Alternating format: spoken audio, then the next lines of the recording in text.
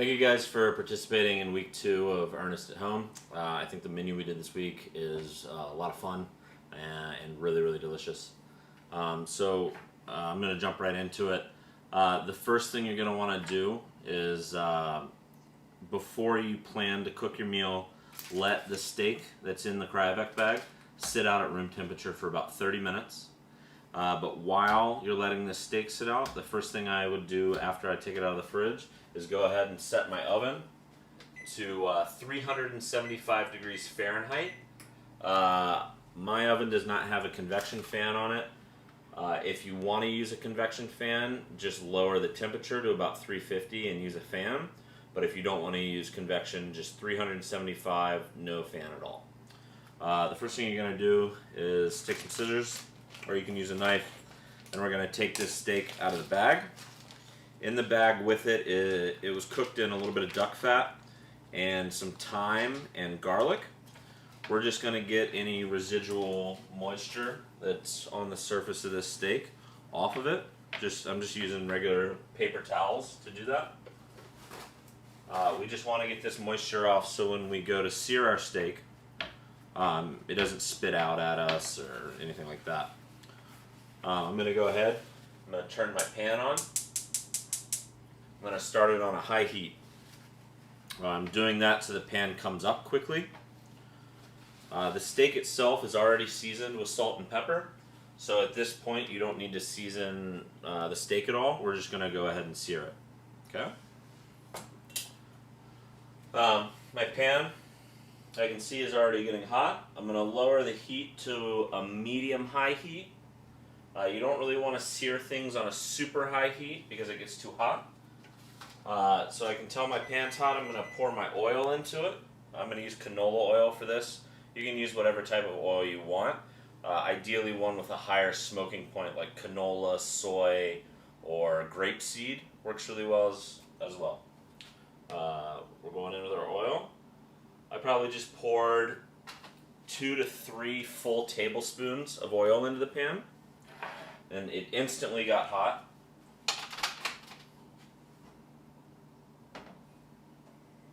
Turn the heat up just a little bit. Make sure the pan's super hot before you go in.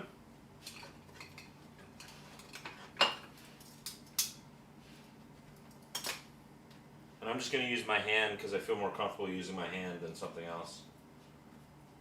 And you can hear that as soon as you go in.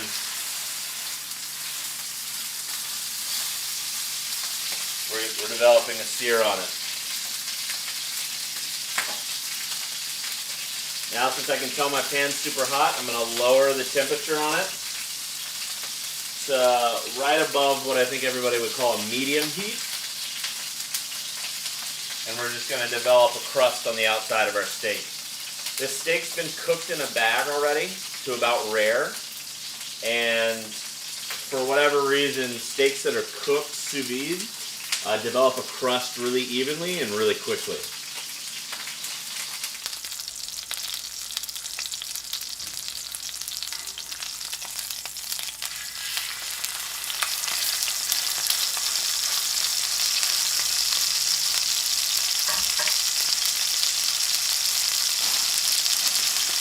Okay, so I can see the bottom of my steak is starting to caramelize almost as well as it is on the top.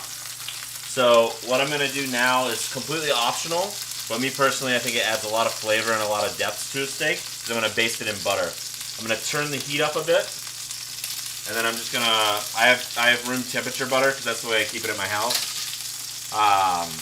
But I'm going to go into my pan with some butter.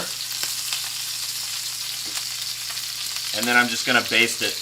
You want to pay attention to your pan as you baste. You don't want to burn the butter, but you can see here how the butter's starting to foam.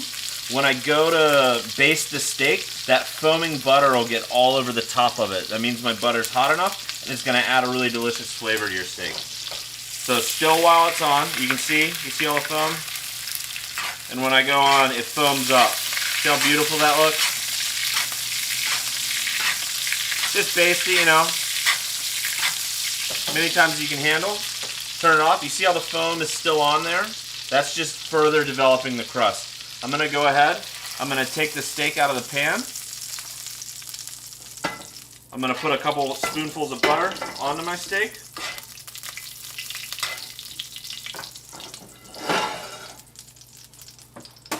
And my oven's up to 375 degrees Fahrenheit now, and I'm not using any sort of convection on it. This steak is probably about, I'd say, 5 to 10 minutes away from where we want it to be. So I'm going to go ahead and put this in the oven now. So we just put the steak in the oven.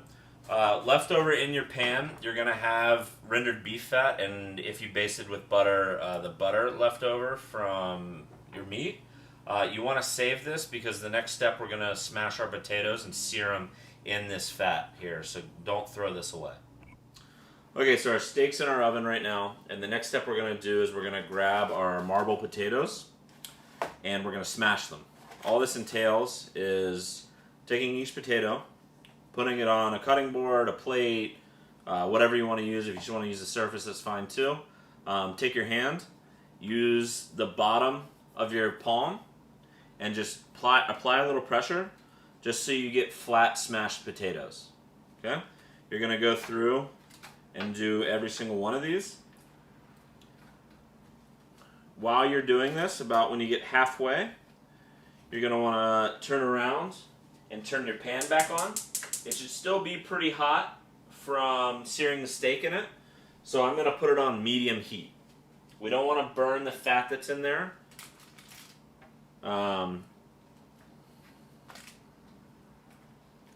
After all these are smashed, we're just going to go right into that hot oil. I love these smashed potatoes because they've been confit in oil, but once you sear them in the pan, the edges get crispy, they get super caramelized. It tastes like a really, really rich potato. It's really delicious with a steak. So my pan's hot. I'm going to bring these over here, and I'm just going to start going in the pan. Use the side that you smashed down. So the side that's touching, excuse me, touching this tray is the side we're going to sear first because it's the flat side. And you can hear, you just want a little bit of a sear when you go in. You don't want it to be like our steak where it was, you know, really intense and we're developing this really deep crust on it. So you're just going to layer them in like this.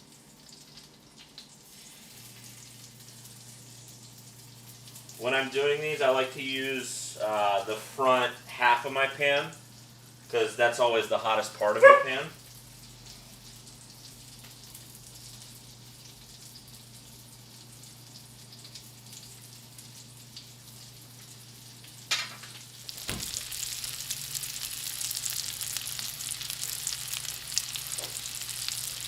So you can see we're at a nice sear here. Solid bubbles all around it. You can see the edges of the potatoes start to caramelize really, really lightly, but we're not going too hot. Once again, this is at a medium heat, and I'm going to keep it on a medium heat the whole way. We should probably sear these, I would say 3 to 4 minutes on both sides. So our steak's finishing up in the oven. We've got our potatoes in the pan.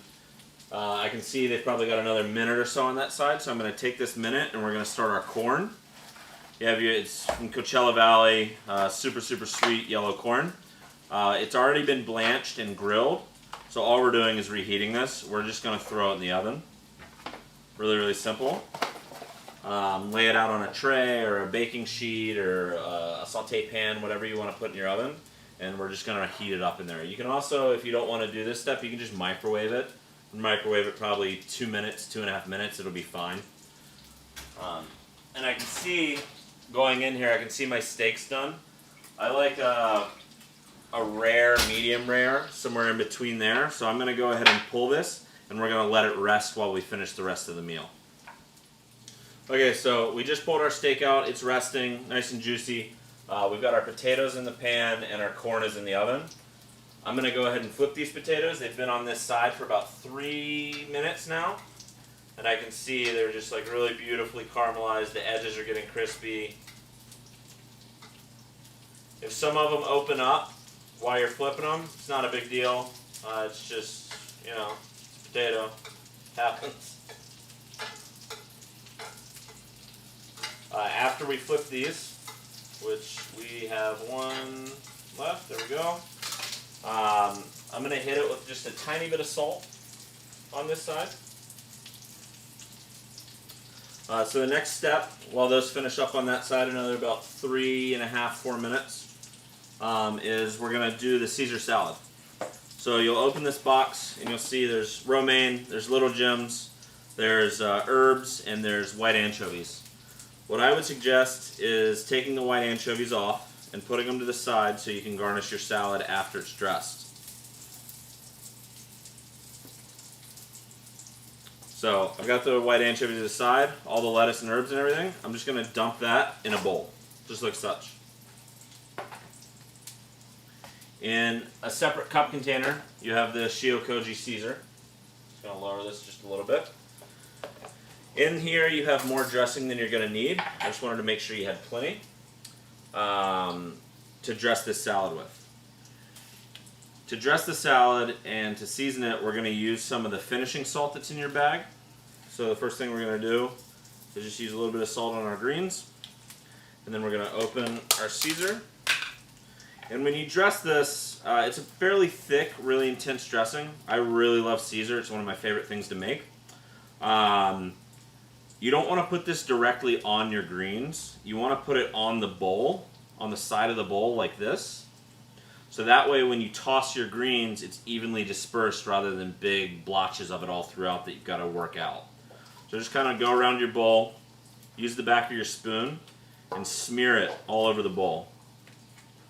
I like a pretty dressed Caesar salad, and I think most people do. I'm fairly heavy on the dressing. And I'm going to add some cracked pepper to it. There's a lot of pepper in the dressing because I really like pepper in Caesar, but I'm going to add some fresh myself.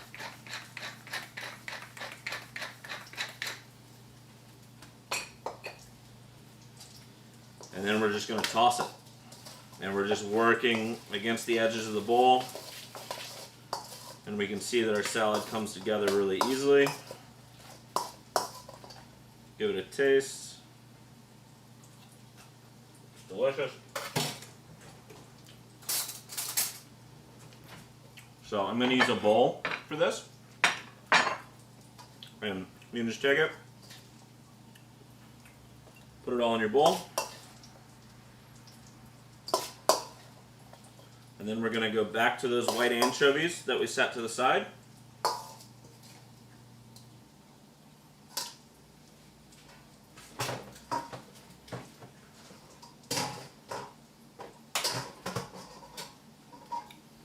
And garnish the top with them. Also for this salad, you have something in your bag that's labeled pizza crust. This is ground up focaccia, fried garlic, baked Parmesan cheese, and some fried parsley. It's kind of like to use in lieu of croutons. I just think it's really delicious. It's a nice crumble, and we're going to take this and we're just going to spoon it all over the top.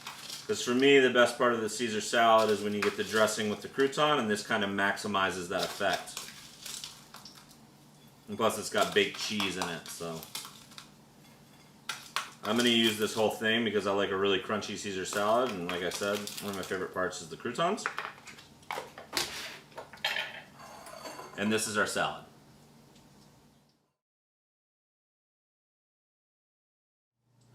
So our steak's still resting, our salad's made, our potatoes are getting ready to come out of the pan.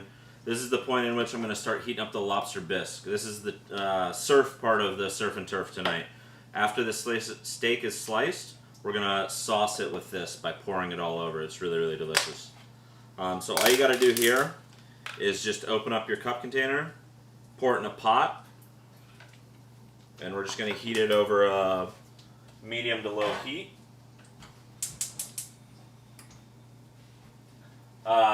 You want to use a rubber spatula in it.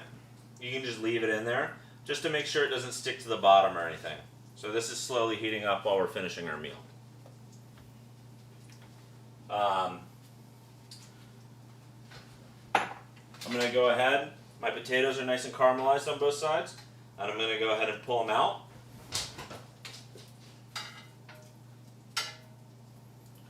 And once all these are out of the pan, we can go ahead and plate these as our side.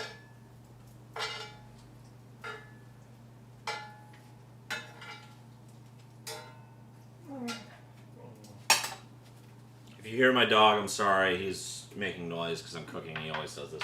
Come on, bud. Come on. Come on, come on. Okay. Our potatoes. So they're nice and seared, beautiful, caramelized, golden brown. We're going to plate them on a dish, and you also have a container of ramp chimichurri that we're going to spill over the top. So all it is putting the potatoes on your dish. I love these things, they're so delicious. Just be careful, they're pretty hot, so watch your fingers. I'm going to finish the top with a little bit of this crunchy salt that we've included in your bag. And then I'm going to spill a little bit of this ramp chimichurri on it. It has pickled ramps and raw ramps in it, along with a little bit of cilantro and parsley, some olive oil, and then champagne vinegar. It's really, really nice with potatoes. Go as little or as much as you would like. And this is our first side dish for this meal.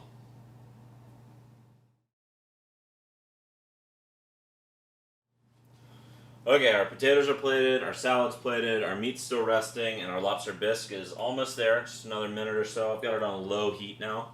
And our corn is hot. So that means we're going to pull our corn out of the oven. It's nice and hot. We're going to go in a mixing bowl with it.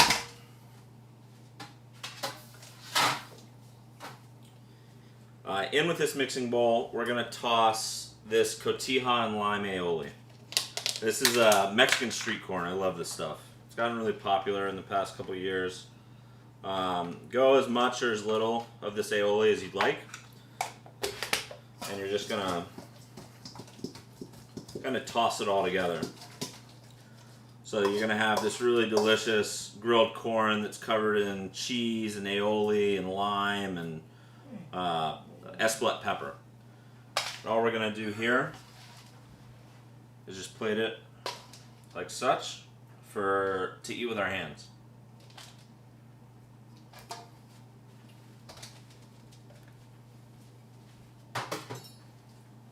On the side, we have a wedge of lime for you that we're going to just squeeze on top of it. Stuff's so delicious. And I'm going to hit it with a tiny bit of, oh, there it goes. Tiny bit of crunchy salt on top. That's our grilled corn with cotija, aioli, and lime.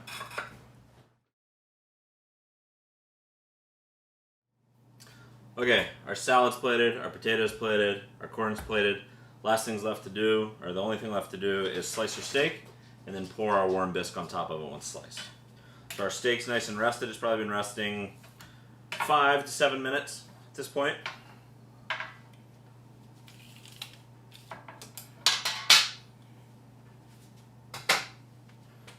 And you just gotta look at your ribeye. I like a little bit thicker of a slice. If you want thinner slices, that's fine. But just kind of go straight down and just slice it how you would like. You can see my steak's a nice rare, medium rare. That's right where I like it. I'm gonna slice all the way down this thing.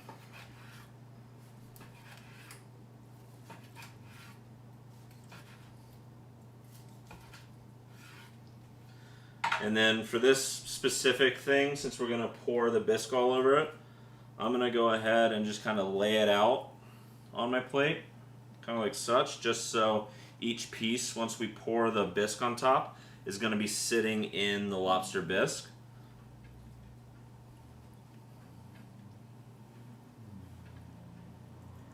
But before we pour it on it, so just, you know, lay it out.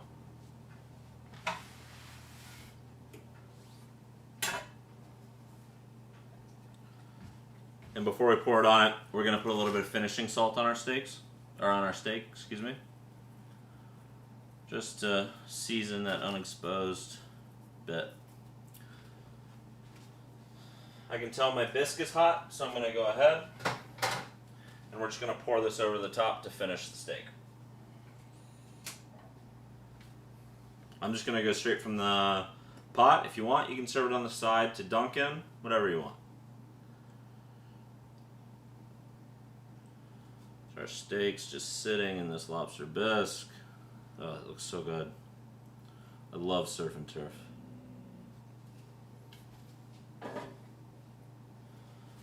That's the meal for this week. Once again, thank you so much for ordering the Ernest at Home. We really appreciate your support, and we look forward to hopefully serving you again. Thank you.